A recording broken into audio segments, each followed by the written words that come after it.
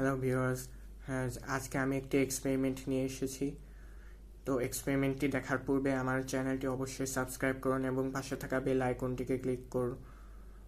ভিডিওটি ভালো লাগলে লাইক দিন। তো এক্সপেরিমেন্টটি শুরু করা যাক। এক্সপেরিমেন্টটি করতে গেলে দুটো মগ লাগবে, A4 সাইজের একটি কাগজ, আর যে কোনো একটা জিনিস লাগবে। যেহেতু সেই জিনিসটা হিসেবে ক্যালকুলেটর ব্যবহার করছি, তো বন্ধুরা এক্সপেরিমেন্টটি শুরু করা যাক। প্রথমে মগগুলো নির্দিষ্ট জায়গায় বসিয়ে দিই, তার উপর একটি কাগজ বসিয়ে দিই। তারপর কাগজটির উপর ক্যালকুলেটর বসিয়ে দিই। তো দেখতে পাচ্ছেন ক্যালকুলেটরটির ওজন এক জায়গায় কাজ করে কাগজটি বেঁকে পড়ে গেছে। কাগজটি সোজা অবস্থায় যদি এভাবে রাখো তাইলে ঠিক এরকমটাই হবে। কাগজটি ভাঁজ করে আবারও জিনিসটা ট্রাই করি। তো এবার কাগজ ভাঁজ করার কাজ শুরু।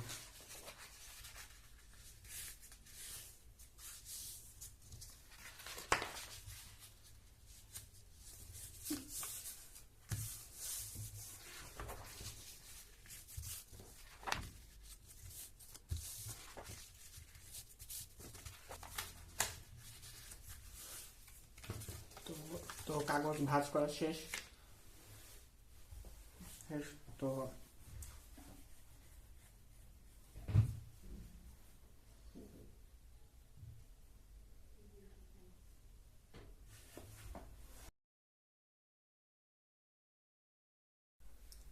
মগগুলো দ্রুত আমি কমিয়ে নিলাম। তো এবার জিগজ্যাগ ভাঁজ করা কাগজটি বসিয়ে দিই এইভাবে। দেখতে পাচ্ছেন ক্যালকুলেটরটির ওজন এক জায়গায় কাজ না করে এই ছোট ছোট পিলারের মতো কাজ করেছে। এই কারণে ক্যালকুলেটরটি পড়ে যাচ্ছে না।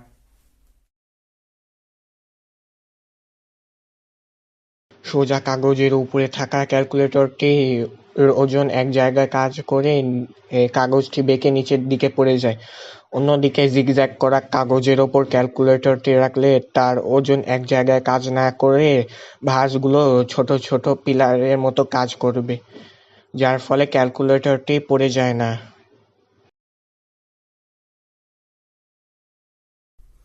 আমাদের দৈনন্দিন জীবনে ঠিক এরকমটা করা হয়, বিশেষ করে কার্টুন বাক্স তৈরি করতে এবং ঢেউটি ঘর তৈরির উপযোগী করতে।